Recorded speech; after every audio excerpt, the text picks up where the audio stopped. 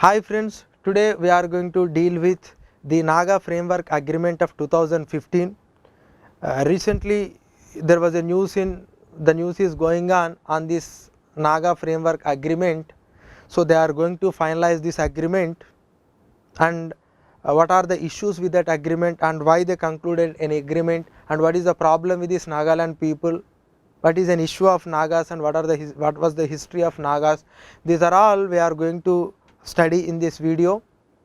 So here when it comes to the Nagaland, yes, Nagaland is one of the northeastern state of India, and it is having geographically connectivity with the state of Assam, Arunachal Pradesh, Manipur, and it is also having an international border with the Myanmar.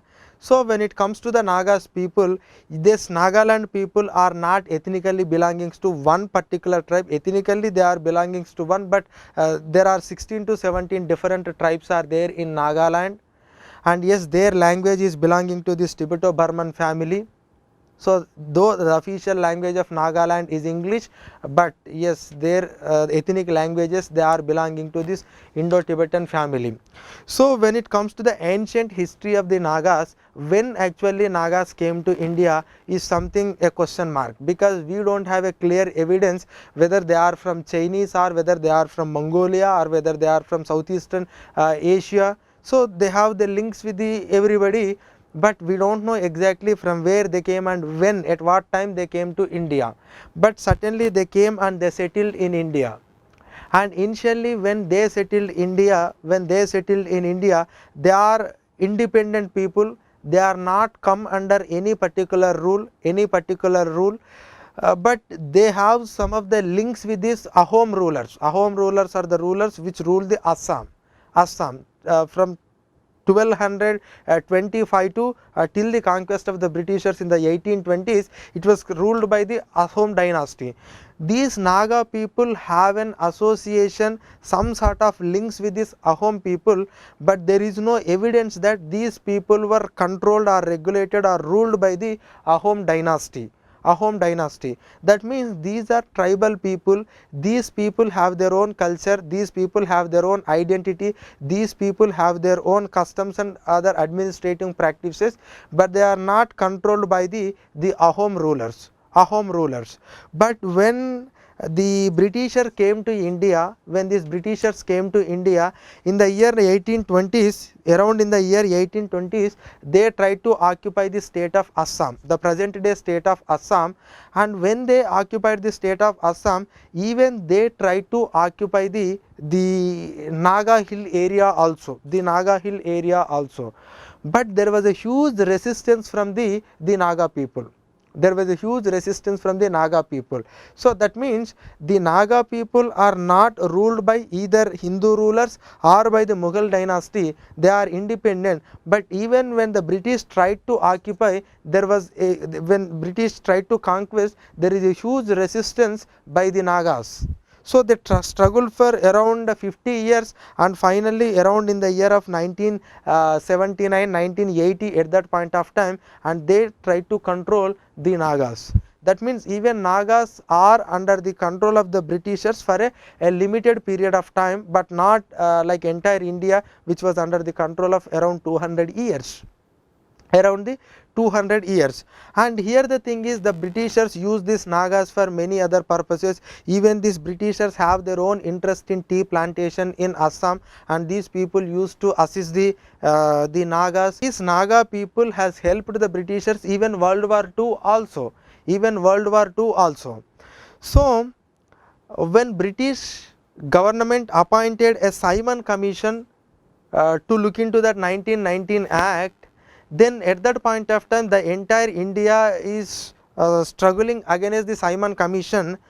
But in the year 1929, this Naga people submitted a memorandum to the Simon Commission. What they submitted to the Simon Commission is requesting the Nagas to be exempted from the reforms. So whatever you wanted to bring the reforms to that 1919 Act, and you wanted to make another comprehensive legislation or whatever the machinery, and please exclude Nagas from that reform process, and we should be left alone to determine their own future.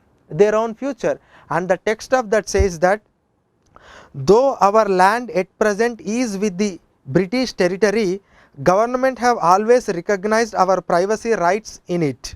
But if we are forced to enter the council, the majority of whose number is sure to be belonging to other districts. We also have much fear that introduction of foreign laws, customs to supersede our own customary laws which we now enjoy. That means these Naga people have an apprehension that if you really bring me into this 1935 Act framework or whatever your statutory commission is doing, then definitely we know that some of the district people will try to dominate us. And even today we are part of your British territory, but you are giving such a privacy to me. But if you completely bring under the legislative framework, the foreign rulers, the foreign legislation, the foreign custom, the foreign practices will come and they will supersede our own customs and our own religious practices. So they raised the apprehension in the 1929 itself with the Simon Commission, and yes, on that Simon Commission there was discussions in the round table conferences, and after the round table conferences in the 1935 they brought a comprehensive the legislation based on the Simon Commission and round table conferences. And in the 1935 Act, the Act clearly specified about some of the areas are excluded areas. Excluded areas means their administration is out of this British India government. That means the same legislations which are applicable to the British India are not applicable to these excluded territories. So in the year 1935 the separate Naga districts are excluded from the 1935 Act. That means these legislations are not directly applicable to the Nagaland, the then Nagaland district. So this was happened in the year 1935 Act, and later they formed a Naga club, and even under the Naga club also they have given some memorandum, some 9-point memorandum, 4-point memorandum they have given to the British authorities, and even sometime the Jawaharlal Nehru has also given some assurance that if you join in Indian Union, definitely we will protect your religious and cultural and whatever the custom rights. That is what then assurance given by the Jawaharlal Nehru to join in Indian Union. Even this Naga people met the cabinet mission of 1946. They met the cabinet mission, and when they met the cabinet mission, they said that Naga future would not be bound by any arbitrary decision of the British government, and no recommendation would accept without the consultation. That means our future cannot be decided by somebody arbitrarily. You cannot take any decision without consulting me. So this is the position that maintained by the Naga people at the time of cabinet mission. So Jawaharlal Nehru tried to convince. Jawaharlal Nehru issued so many statements that yes, we are going to protect you, but unfortunately these people have really not accepted that the offer given by the Jawaharlal Nehru, but they wanted to ascertain their own identity and cultural whatever the importance. So this Naga club, when they issued some of the memorandum and they submitted the memorandum to the people, and finally this Naga club has transformed to Naga National Council. So this has become somewhat a political organization under the chairmanship of Fizeau. So when the Britishers announced the independence to the Indian Union on 15th August 1947, the Naga people led by Naga National Council announced the independence to the Nagaland on 14th August 1947. That means one day before we got the independence, these people announced the independence to the Nagaland. And here when all the princely states are signing an instrument of accession, and they joined in Indian Union, but these are considered parts of Assam, but the government of India is considering that these parts, the Nagaland is part of Assam, but Nagaland people are saying that we are not part of Assam, but though we are under the territory of the British, they respected our privacy rights. So, we have not signed any instrument of accession to the Indian Union to join in Indian Union, and we are not we have not joined in India either through accession or whatever the instrument of accession, or by conquest, or by conquest. So, we are, first of all they are saying that we have neither ruled by Hindu ruler nor by Mughals, and we are never conquested by any of the Indian force or British India force completely. And here is the thing what they are saying, that we have not signed any instrument of accession, So, we do not have you do not have any authority on me to consider me into your own union. So, this is what the Naga people are saying. So, when we frame the constitution and we have given some of the provisions, special provisions to some of the states, and under article 371, yes, under article 371A, we also given some of the special provisions to the Nagaland people also.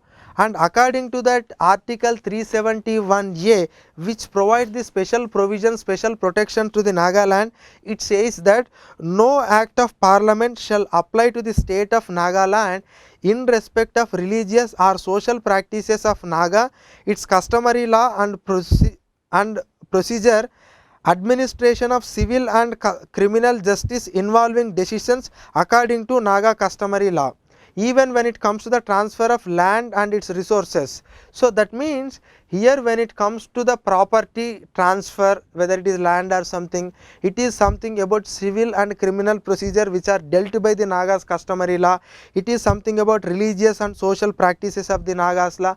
On this, your parliament law will not be applicable, and the governor has some special power with respect to this Nagaland. So, this is a special power that has given to the Nagaland state or Naga people under constitution article 371A.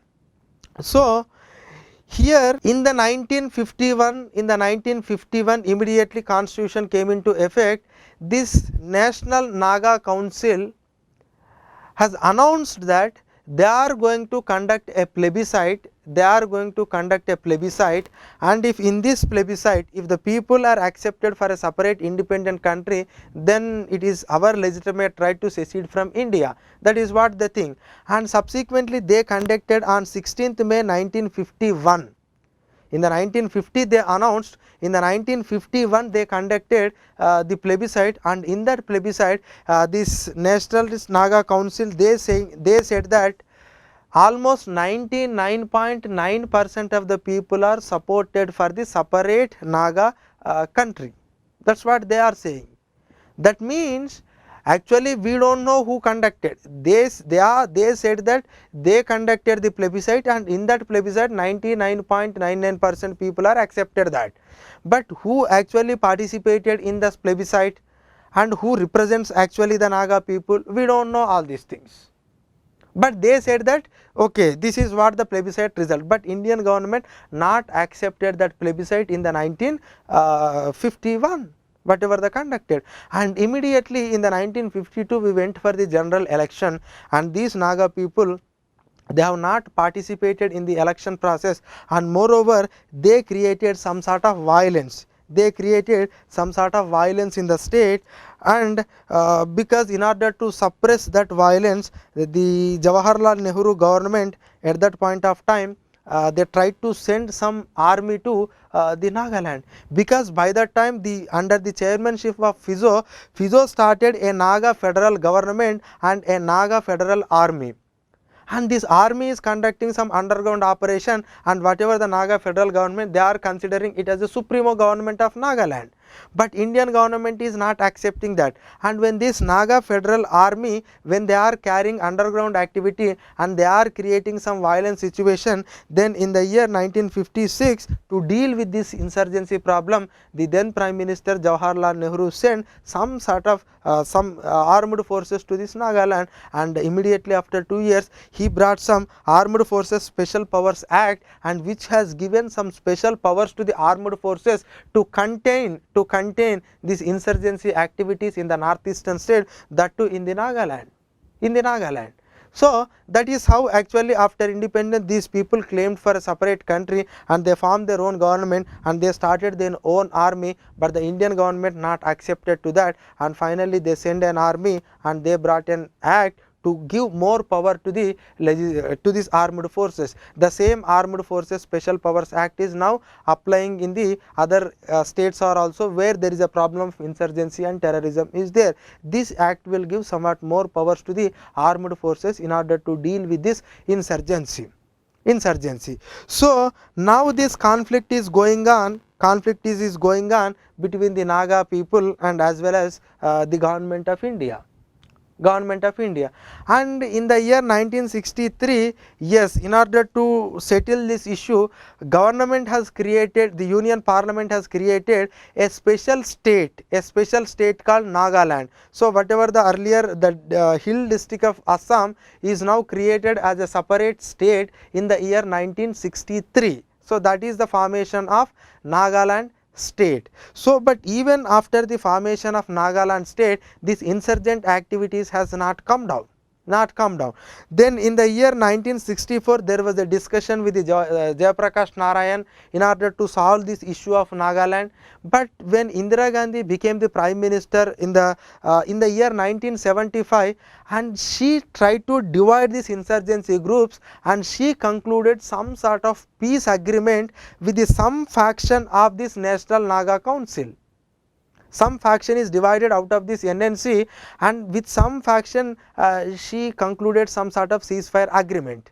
But this whatever the ceasefire agreement, we call it a Shillong agreement, that agreement was not accepted by the other leaders of the National Naga Council.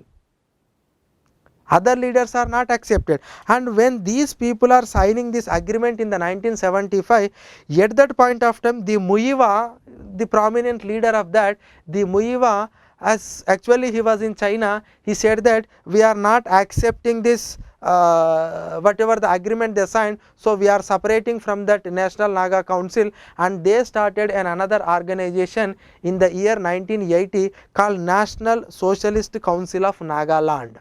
National Socialist Council of Nagaland, NSCN we call. In the 1980 they started, though there was a Shillong agreement, but it is not accepted by the some people. And when it was started, and the prominent leader in this are Isaac Muiwa Kaplang. These are some of the prominent leaders, but there was an internal disturbance among these people, and finally again in the year 1988 there was another split happened, this National Socialist Council of Nagaland, which they claim that they are representing the Nagas. And here now this faction is divided. One is National Socialist Council of Nagaland, Isaac and Muiwa, and another one is National Socialist Council of Nagaland, Kaplang group. So these groups are, yes, in the 1988 they divided, again they started their insurgent activities. But when P.V. Narasimha Rao became the Prime Minister, he identified that this Nagaland issue is not a normal insurgent issue, but he identified it as a political issue. So you can solve only through politically. We need to share some political power, or we need to do some arrangements with these people. So the talks were continued during the period of this P.V. Narasimha Rao, and the same talks were continued during the Deva Gowda period, and even Atal Bihari Vajpayee when he was the Prime Minister has also identified that there was a unique history to this Naga people.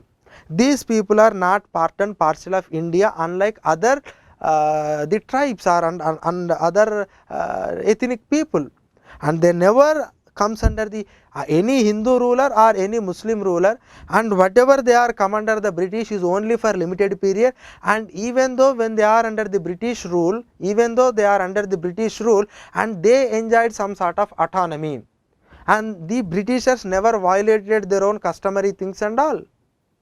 So he identified some unique histories there with these people, and in order to solve that issue, he concluded some ceasefire agreement with this National Socialist Council of Nagaland of Isaac Muiwa group in 1997. In 1997. So let us conclude a peace agreement and then we will solve this issue politically. That was an assurance given by the Vajpayee. And subsequently in the year 2001, the Kaplan group has also signed a ceasefire agreement with the Union government of India. But later again the issues continued and there was a talks with the Prime Minister.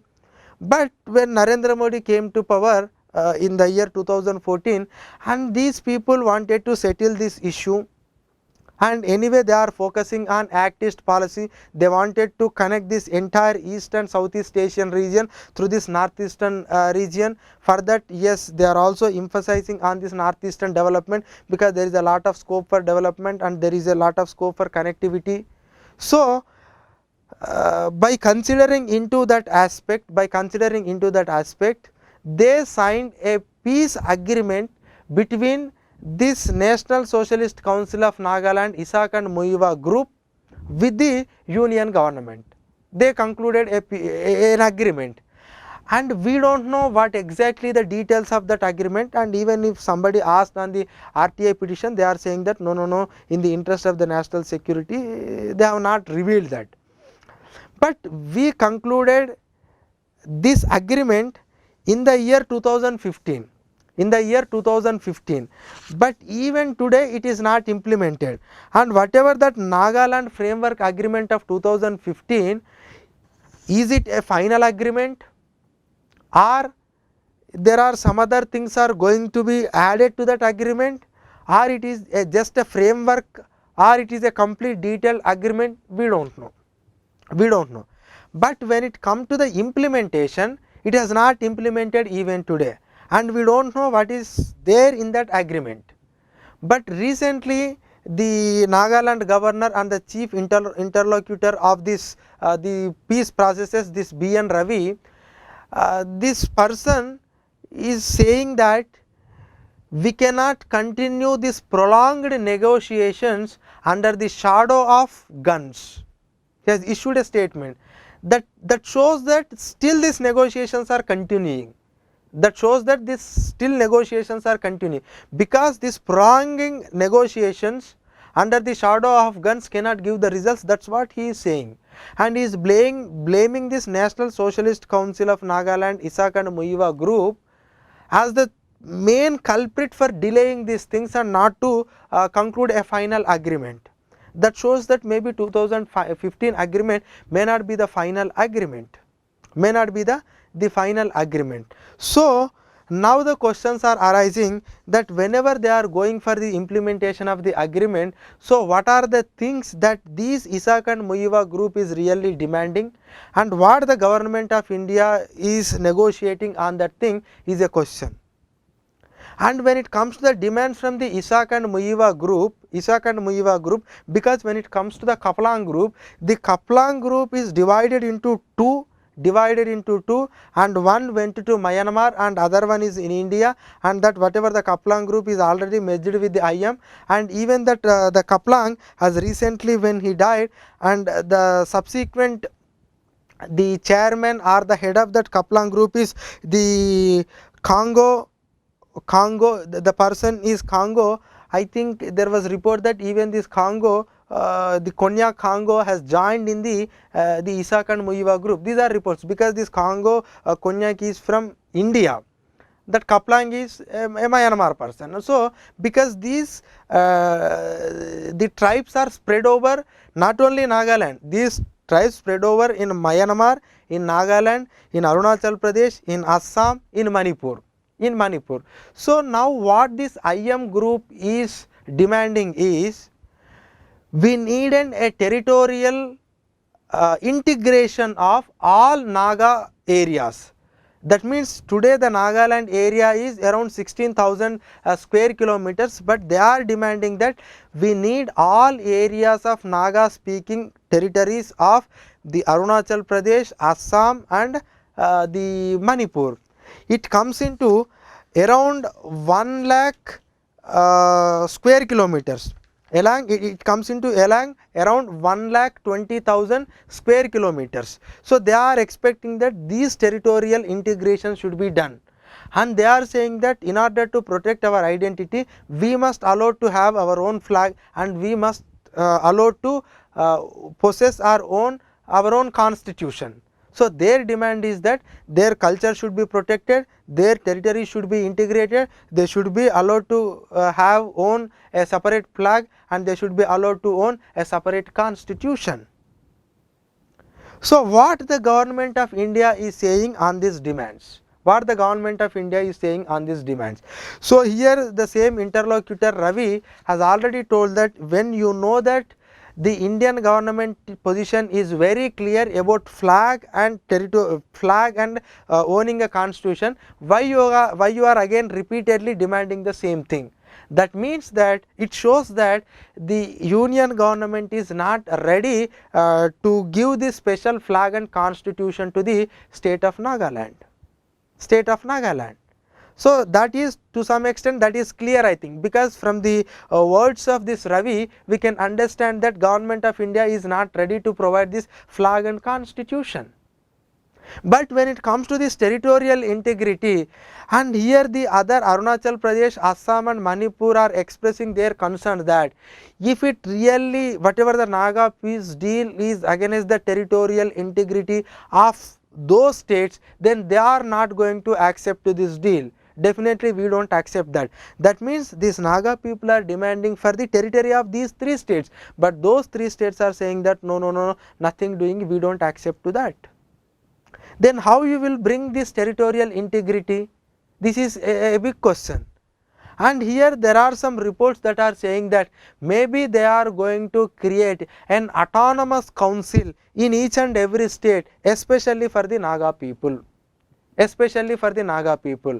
means in Arunachal Pradesh you will have, in Manipur you have, in Assam you have. Along with this, anyway Nagaland state is Nagaland, and these autonomous council, this is not under schedule 5 or schedule 6, no, it is separate. Apart from that you need to create a separate autonomous councils which will have the financial powers and which will have some cultural and other powers should be there with that. And apart from this autonomous council in each and every state, there should be a Pan Naga council for all these Naga people in order to take care about their religious activities and cultural protection and everything. So this is some people are proposing, maybe this might be some of the alternative in order to stop that greater Nagalim. That is what they are demanding, greater Nagalim, in the sense the Naga speaking areas of Manipur, Assam, Arunachal Pradesh and the Nagaland, and even they are luckily they are not demanding this Myanmar also, okay, but that is a separate international border. So these they are saying, claiming for 1,20,000 square kilometers of area called greater Nagalim, but they are saying that greater Nagalim might not be possible, but whatever the autonomy that you are expecting, that autonomy will be provided with these autonomous councils and a Pan Naga council. And here the point is, if we really create such a autonomous councils, will it really solve the problem? Again that is another question, will it really solve the problem? Because here the people's representatives in these 3 states are representing the respective state legislatures and also representing the autonomous council and also become the part of the Pan Naga council. And some people are saying that yes, India is a federal country, in this federal setup the union government can create any sort of federal, they can maintain a different sort of federal setup with the different states. And you cannot say that the federal relation between union to each and every state should be equal, no.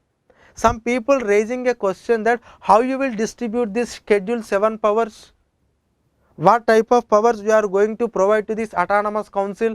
What type of powers you are going to provide to this Naga Pan Naga council? These are some of the issues. and even these Naga people are claiming for the right over resources, right over the resources on the land, under the land, and even in the air. Whatever the resources are there, that must be belonging to Naga people. Okay, this is fine, belonging to Naga people, but who will exploit that resources? Is it the respective state government, or it is an autonomous council, or it is a pan Naga council? So here the point is, when it comes to the flag and constitution, the government of India's position might be very clear that they are not going to do this, but when it comes to the powers, the protection of the culture, protection of their whatever the customs and practices, and protection of the natural resources, maybe this providing autonomous councils and pan Naga council might give some sort of solution and might solve that problem. But on the other hand, this whatever the national Naga council of Isaac Muyya we are talking about, apart from that there are other group called NSCN Kaplan group, NSCN Unification group, NSCN Reformation group, and there are some other group, even a pan Naga tribal group association called Naga Hoho. So these people are there, even Naga Student Federation is there. So there are some civil societies are there, apart from civil societies, some 7 groups they formed together as the Naga National Political Group, NNPG, that group is also there. So now there are many groups are there in this, and here the point is, who is representing the Nagas is again a difficult question. Who are actually representing the Naga? And whatever that Muyiwa we are talking about, they are saying that, some people are saying that this Muyiwa is from Manipuri Naga. So how can he decides about the Nagaland Nagas? But here the government already considered that this Isaac and Muyiwa group is the biggest group, and this group is really representing the Nagas, and if we really pacify this group, certainly we can bring some sort of the peace in the Nagaland state. That's what the government is also thinking. And here whenever there is an election in the Nagaland, and there the problem comes, these people ask for just provide some sort of autonomy or whatever the thing that we are asking, and then you conduct the elections. Why you are conducting the elections without doing all these things? And whenever they bring a new legislation which is antithetical to their cultural thing and which is opposing to their cultural rights and religious rights, then they again started demanding that no, we need first reforms and then we go for all these things. So this is somewhat a problem with this Nagaland. So now we don't know what type of agreement we are going to conclude and what are there inside this, but whatever we can conclude this agreement with the Nagaland, certainly it should be under the purview of Constitution of India. And does the Constitution of India allows for a separate flag and separate constitution to the Nagaland at this point of time? And anyway, it is also one of the border state, and there is a problem of insurgency from long period of time. So how the government is going to deal? But on the other hand, the Naga people are saying that we are not ruled either by Hindu ruler or by Muslim ruler. So we are never joined in Indian Union either by conquest or by consensus or otherwise by the instrument of accession. Actually, you don't have a right over me. And please, we are the Nagas, and what we are expecting is you please join all Nagas together. That's what they demand, that's what they are saying, and please protect the identity of the Nagas, and even and the government should also be very clear, because they may not come out like Kashmiri separatists, they may not demanding, but there is an aspiration, there is a long pending aspiration among the Nagas. And even I don't think so that even Nagas people now demanding for a separate country. No, now they are not demanding.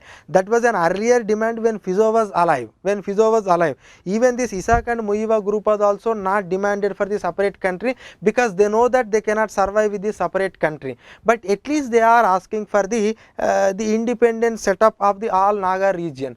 But whatever this autonomous councils to independent Naga people in 3 different states, how it will work? Yes, it is an experiment, it is a completely different new setup, but the same thing was happened in Meghalaya. Before the creation of the new state of Meghalaya, they tried for such a mechanism, but unfortunately it has not given that result that ultimately led to the formation of the Meghalaya state, and we don't know how it is going to work in case of this Nagaland. In case of this Nagaland, and our constitution framework definitely not allow for this flag and constitution, but on the front of this autonomy, and here if we politically bring them together, culturally bring them together with a specialized body, then we are thinking that that political unity and cultural unity may not ask for geographical unity, but some people are demanding for geographical unity, but maybe the geographical unity will really possible at the present day, or let them allow for some time on this political and cultural unity and let we decide on some other time. It's again a question, it's again a question, but the problem here is that whatever the decision that protects, and even the Nagaland governor say that we are going to protect article 371A, nothing will happen to article 371A. So whatever the constitution has recognized your special rights, in which the Parliament of India even don't have that power, so you are going to enjoy. And when it comes to this 371A, now where you are going to apply this 371A? 371A is going to apply in all the autonomous districts or autonomous council areas of these 3 states. So are you extending the purview of article 371A? That is also a question. That is also a question. So now many questions are in front of us, many questions are there in front of us. Now yes, whatever their demands are there, but the negotiations are continuing, but ultimately the people of Nagaland are also, they are struggling since last 80 years, because even since Simon Commission time also they are struggling for their own identity, and now they are expecting a better solution in order to protect their own interest, in order to protect their own interest. So Indian government should also be must aware about their problem, and there is an old saying like beware of the anger of patient man.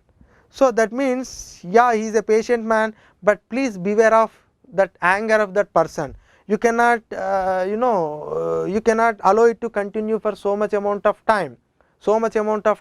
Anyway, that insurgency is gradually coming down, and anyway if we bring some sort of the peace in this Nagaland and northeastern area, because now when it comes to the insurgent groups, anyway from Bangladesh, the groups operating from the Bangladesh, the groups operating from the Myanmar, now I think almost they have ended, and when it comes to the extremist groups of this northeastern state, they are confined only to this Bodoland group of Assam, and now the majority groups, and they confined to Assam, that is Bodoland group, and that is in Nagaland, that is related to this Isak and Muiva and all the other groups.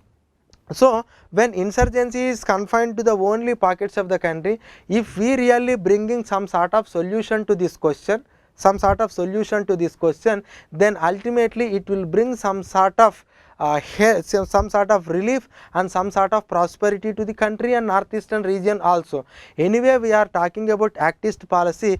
Definitely northeastern region of India is going to play an important role in the northeastern region, and anyway suppose if at all we wanted to make this country as a unity, we need to respect the diversity, but whatever we are respecting, it must be under the complete within the framework of the Constitution of India. That's what Constitution says, and that's what even Indian Parliament and Indian government and Indian judiciary is also supposed to work.